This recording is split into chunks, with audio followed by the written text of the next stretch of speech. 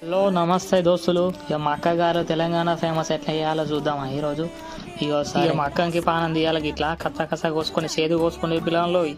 ఇక మనం మిక్సీలో వేసి బర్ర బర్ర పట్టి పేస్ట్ చేయాలి. ఎట్లా పేస్ట్ అనేది దోశ పిండిలాగా పేస్ట్ చేసుకొని ఇక అందులో కొంచెం ఉల్లిగడ్డ, కొత్తిమీరలు, జీలకర్ర, ఓమా ఇలా మంచిగా మిక్సీ చేసుకొని ఇంట్లో కలుపుకుంటే సూపర్ రుచి వస్తుంది. ఇక మన గొడ్డు కారం, కాశ్మీర్ చిల్లీ పౌడర్, మన ఇంట్లో వేసుకున్న గొడ్డు కారం, ఇక ఉప్పు, చక్కెర వేసే. మక్కాకులు ఏమో తీయగలేవు, ఎండిపోయినాయి.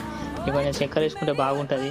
ఇక కొత్తిమీరాకు, కళ్యామాకు వేసి ఇక గప్ప గప్ప గుద్దిన తర్వాత పిండి రెడీ అవుతుంది. ఆ తర్వాత ఇక గుడ్డకేసి గుద్దితే అప్పాలు రెడీ. ఈ అప్పాలను ఇక కంచుట్లో మంచిగా వేయించుకొని ఇక మంచిగా వడల లెక్క మార్చుకోవాలి.